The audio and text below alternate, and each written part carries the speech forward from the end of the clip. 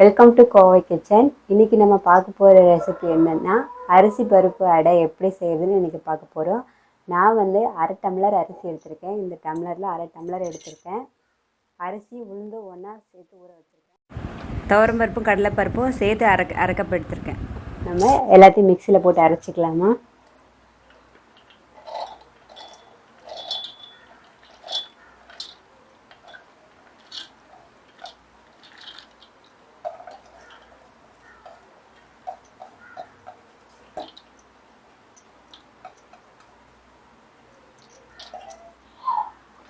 நான் 6 மிளகாய் தண்ணியில் ஊற வச்சு வச்சுருக்கேன். அதையும் சேர்த்துக்கோங்க. 1 ஸ்பூன் சீரகம், 1 ஸ்பூன் சோம்பு கொஞ்சம் அதிகமாக போட்டுக்கோங்கம்மா. மிளகு 1 ஸ்பூன், இஞ்சி 1 துண்டு சேர்த்துக்கோங்க. பூண்டு 8 பல் சேர்த்துருக்கேன், அதையும் சேர்த்துக்கோங்க. அப்போ தான் அடை ரொம்ப டேஸ்ட்டாக இருக்கும். நம்ம அரைச்சிக்கலாம். இந்த மாதிரி அரைச்சிக்கோங்க. நைஸாக அரைக்கக்கூடாது, இட்லி மாவு மாதிரி அரைக்கக்கூடாது. கொஞ்சம் இந்த மாதிரி அரைச்சிக்கோங்க. ரொம்ப கொரகொரப்பாகவும் இருக்கக்கூடாது. நார்மலாக இட்லிக்கும் இல்லாமல் கொரகொரப்பாகவும் இல்லாமல் இந்த மாதிரி இருக்கணும். இப்போ நம்ம தாளித்து இதில் போட்டுடலாமா?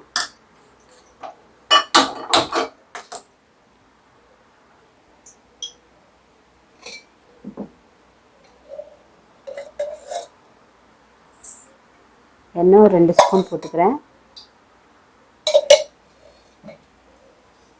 எண்ணெய் சூடாகட்டும்.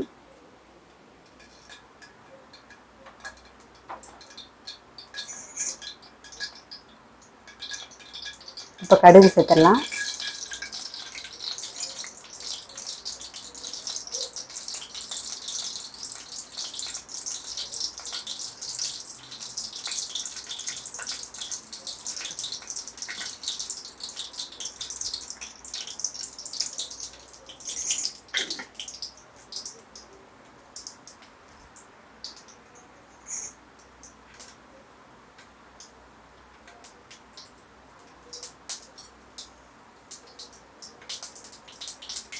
சீரகம் 1 ஸ்பூன் சேர்த்துக்கலாம்.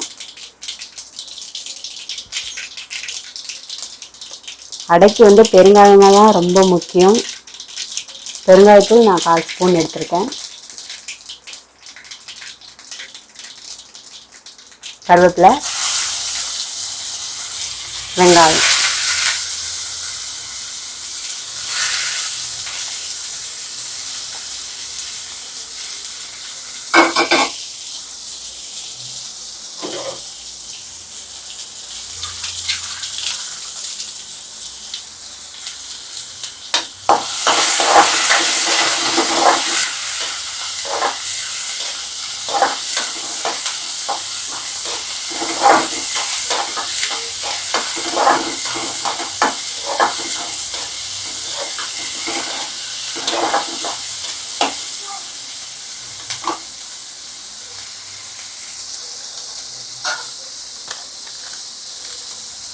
மஞ்சள் 1 ஸ்பூன் அதில் ஆட் பண்ணிக்கிறேன்.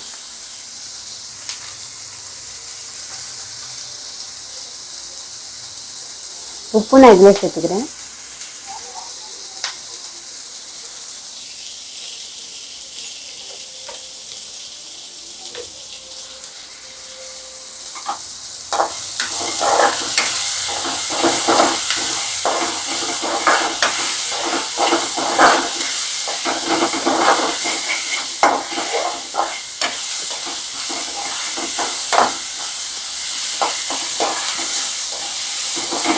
வெங்காயம் நல்லா ஃப்ரை ஆயிடுச்சு. இப்போ மல்லி சேர்த்து இறக்கிடலாமா?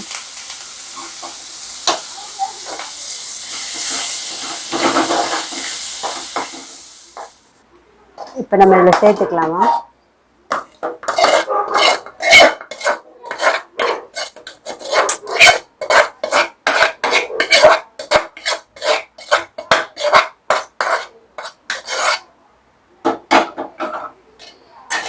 இதில் சேர்த்து நல்லா மிக்ஸ் பண்ணி விட்டுக்கலாம்.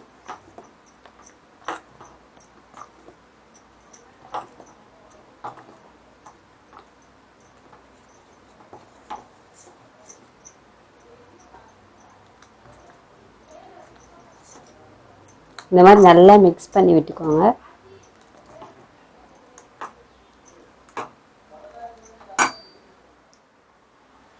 தடான் சட்டக் சட்டக் பாருங்க, சூப்பராக வந்திருக்கு.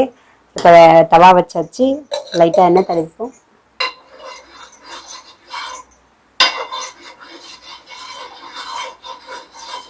தோசைக்கு வந்து நம்ம அகலமாக ஊற்றணும் மாவு. இது வந்து அடைக்கின்றதுனால நம்ம அகலமாக ஊற்ற தேவையில்லை. இந்த அளவுக்கு இருந்தால் போதும். ரொம்ப தண்ணி மாதிரி இருக்கக்கூடாது, ரொம்ப கெட்டியாகவும் இருக்கக்கூடாது. இந்த அளவு தான் இருக்கணும்.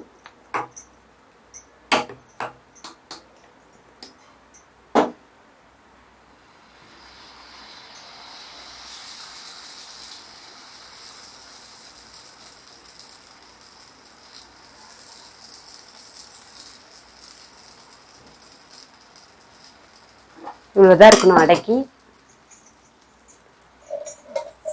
ஆயில் ஆட் பண்ணலாம்.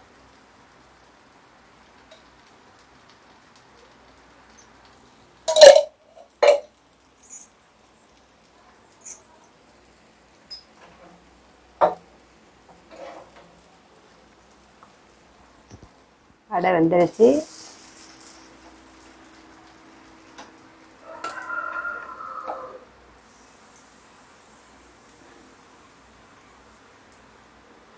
தோசை வேகும் போதே நமக்கு அந்த வாசனை பாருங்க சூப்பராக வருது.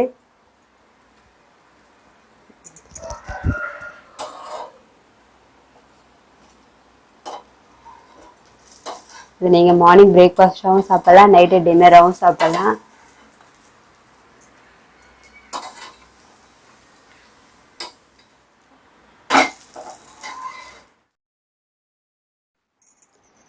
சூடான அடை ரெடி ஆகிடுச்சு, பருப்பு அடை.